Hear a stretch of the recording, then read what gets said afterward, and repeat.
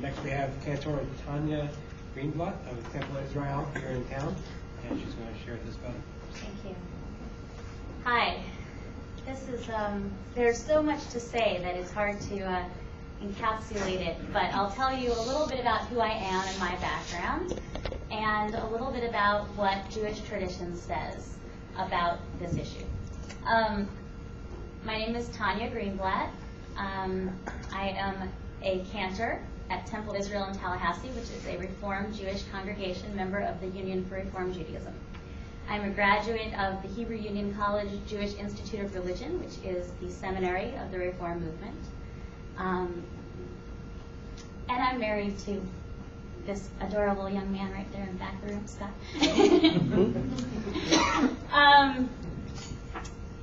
So a little bit about me personally. First of all, I am straight and I'm married. And in fact, when I was a freshman in college, I had a good friend who was one of the officers of the equivalent of the Pride Student Union back when I was in college. And she and I were both musical theater majors, and we were about the same height and about the same build. And there was this other girl, Jen, who was being sort of set up with her. And she got confused because we all ate lunch together and thought that I was her, and apparently was flirting with me, and I was completely oblivious. And later on, months later, when we were friends, and she found out who this other girl was, and said, "Oh, that's who?" And she said, "Oh, I thought it was you." And she said, "You're so far in the closet, you're in there with a sleeping bag, and you're never coming out." So I have never had to deal with these issues personally, but I do have a brother who's trans. Grew up as my sister, and in a way, I'm afraid that actually dilutes my argument, because I had these same views and these same beliefs long before my brother ever came out as queer or trans or anything. Not only because of my background and how I was raised, but also because of my Jewish tradition that I come from. I have a question. How many of you have ever worn clothing that combines cotton and linen? Anyone? Anyone? I refuse. Okay, so you are, if you raise your hand, I'm afraid to tell you that you are, according to the Bible, according to the Torah, an abomination and should be taken out and stoned. I'm afraid to tell you. No, it's a joke, but it's actually true. If you look in the Torah, it says that. So all of these things that, we hold up, or not we, but if you look at this one passage in Leviticus, right, that people always turn to, first of all, it doesn't say anything about women. It says that a man should not lie with a man as he lies with a woman. Well, first of all, we all know that is not possible physically. The way that a man lies with a man, I don't want to get into details, but I don't think it's the same way that a man lies with a woman. Nope. And of course, there's nothing about women in this text. So why is this in the Torah? Well, the argument that I've heard that is the most compelling and the most convincing to me, and of course, if you come from a fundamentalist reading of the Bible, this doesn't apply. But I believe that the Bible, the Torah, the Hebrew Bible, was divinely inspired and is a holy document, but is also a product of history. And so with that in mind, this prohibition against male homosexual activity has nothing to do with homosexual relationship. In ancient times, in biblical times, in the beginning of the formation of the Israelite religion, which wasn't even Judaism yet, and obviously predates Christianity, surrounding cultures, from what historians have found, who worshipped other gods, maybe multiple gods, one of the ways that worship was conducted was through homosexual orgiastic activity. And so the prohibition from a Jewish perspective is not a prohibition against a kind of loving relationship, but it's a prohibition against idolatry. It's basically a restating of the first commandment. So the prohibition is about idolatry. It's about these activities that are associated with idolatry. So the other question is about marriage.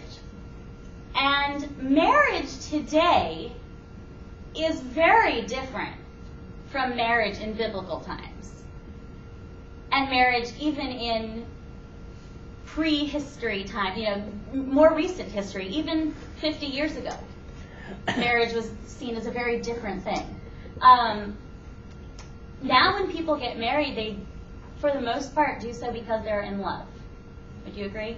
Mm-hmm. Okay. Hopefully. So that was not necessarily a prerequisite for marriage at all until very recently in history.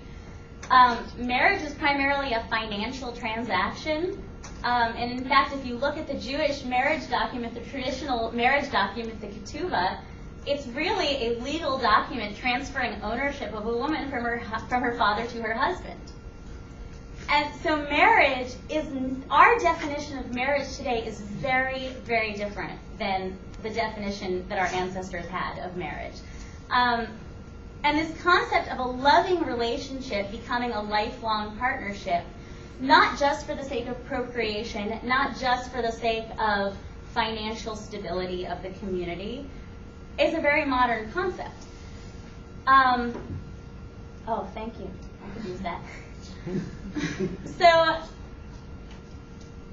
the argument that we have, if we look at Bible as the reason to say whether or not homosexuality is okay, we're looking at an ancient document in a modern context.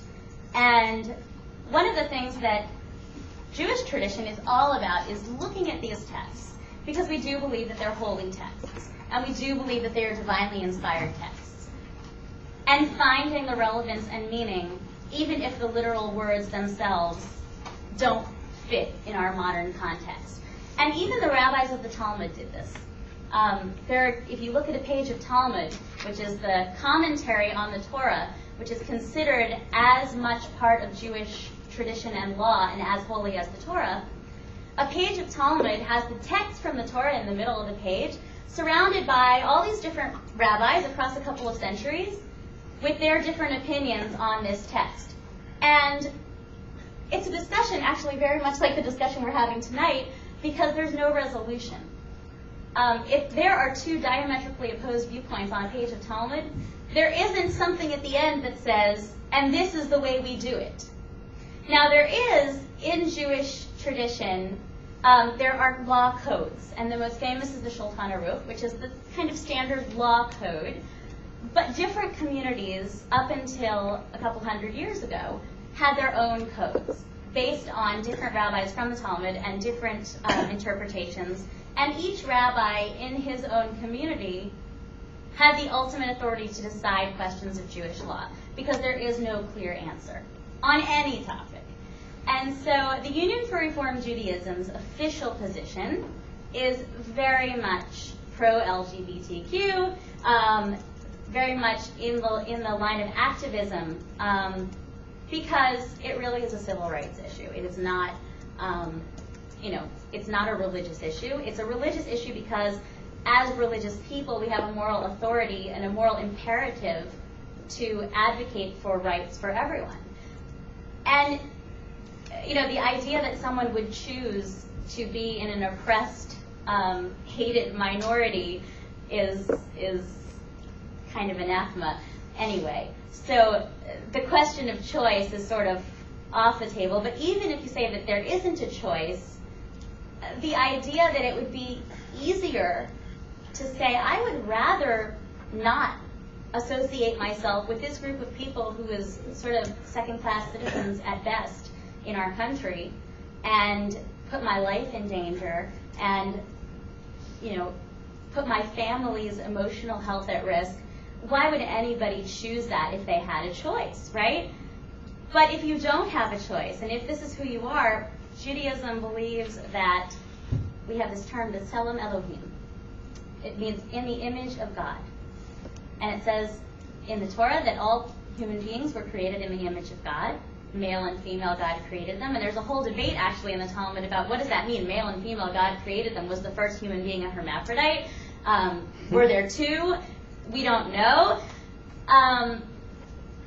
But we do know that human beings are created in the image of God, and that's the core belief. And so if you are created, and part of that is that you love or are attracted to someone of the same gender, then I find it offensive from a religious point of view to say that you should try to change the way God created you.